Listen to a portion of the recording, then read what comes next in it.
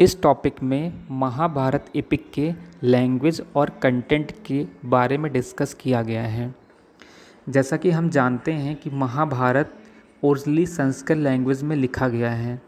हालांकि बाद में महाभारत को इंडिया की कई रीजनल लैंग्वेज में भी ट्रांसलेट किया गया है और कुछ फॉरेन लैंग्वेज में भी ट्रांसलेट किया गया है, जैसे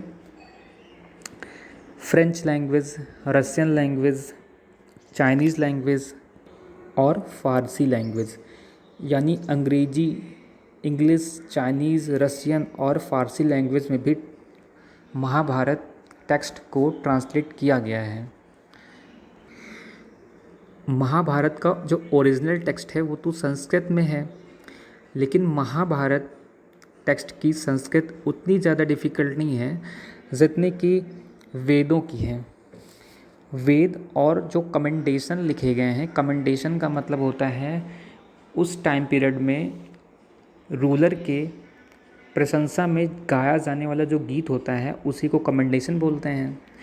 तो महाभारत की जो लैंग्वेज है संस्कृत, वो उतनी डिफ़िकल्ट नहीं है जितनी कि वेदों की लैंग्वेज और कमेंडेशन की लैंग्वेज है।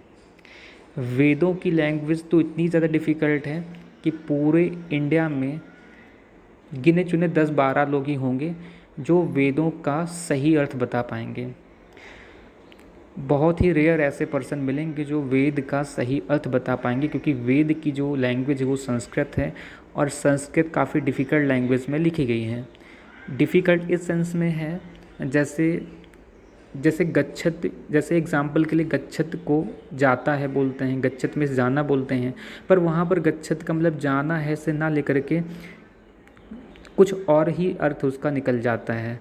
तो इस तरह से उसके जो वोकेबलरी है, जो वर्ड मीनिंग है, वो काफ़ी डिफरेंट है। तो इस तरह से वेद का सही अर्थ लगा पाना बहुत ही ज़्यादा कॉम्प्लिकेटेड है।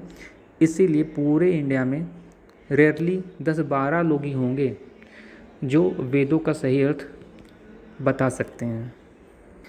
तो पहले टॉपिक में, पहले पैराग्राफ में हमने ये समझा कि महाभारत ओरिजिनली संस्कृत लैंग्वेज में तो लिखी गई है, लेकिन इसको कई रीजनल लैंग्वेज में और कई फॉरेनर लैंग्वेज में भी ट्रांसलेट किया गया है।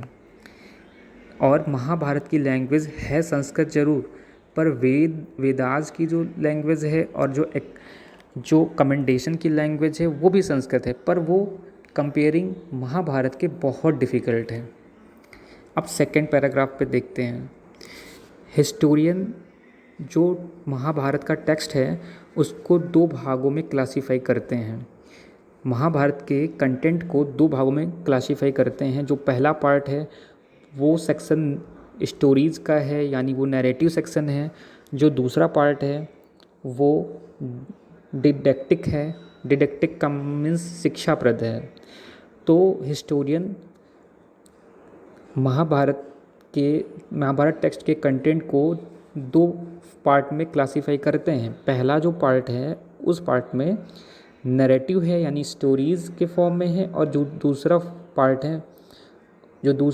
है वो जो है डिडक्टिक है, शिक्षाप्रद है, जिसमें कि सोशल नॉर्म्स वगैरह, इस समाज में क्या मानदंड थे, समाज में क्या कल्चर था, आचार विचार क्या था, इन पर डिस्कस किया गया है।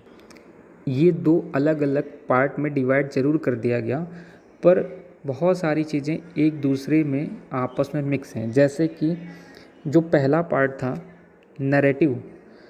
नैरेटिव पार्ट में, इसमें कहानियाँ तो होती ही थी, स्टोरीज़ तो होती ही थी, इसके अलावा इसमें बहुत सारे प्रीच भी रहते थे, बहुत सारे उपदेश भी दिए जाते थे। जो दूसरा पार्ट था डिडक्टिक, उसमें भी कई जगह देखने में मिलता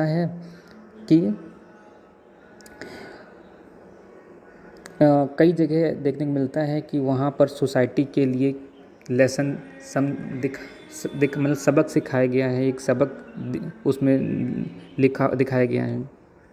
अधिकतर जो हिस्टोरियन हैं वो इस बात पर एक हैं कि महाभारत का जो कंटेंट है उसमें शुरुआत में ये उपदेशात्मक था। शुरुआत में ये केवल एक उपदेश के फॉर्म में था, बाद में जा कर के इसमें जब कुछ अंश जोड़े गए हैं, सॉरी, अधिकतर हिस्टोरियन इस बात पर एक मत हैं कि जो महाभारत की स्टोरी है वो शुरुआत में ड्रामेटिक रही है, ड्रामेटिक मीन्स नाटकीय रही है, और बाद में जो उसमें कुछ पार्ट्स जोड़े गए हैं, जो टेक्स्ट जोड़े गए हैं, वो प्रीचेबल हैं, यानी वो उपदेश वाले हैं। शुरुआत में ड्रामेटिक पार्ट जोड़े गए हैं और बाद में फिर उसमें कुछ उपदेश जोड़ दिए गए हैं। तो इस प्रकार से महाभारत को हिस्ट्री की कैटेगरी के अंतर्गत रखा गया है। तो कुछ हिस्टोरियन का मानना है कि महाभारत में अपने ही फैमिली में, अपने ही भाइयों में हुए युद्ध का जो पॉइंट ऑफ व्यू है, यही मेन उसका सेंटर स्टोरी है, सेंट्रल पार्ट है। जबकि कुछ हिस्टोरियन इस बात की पुष्टि नहीं करते हैं, मीन्स कि कुछ हिस्टोरियन महाभारत में हुए युद्ध को पुष्टि नहीं करते हैं।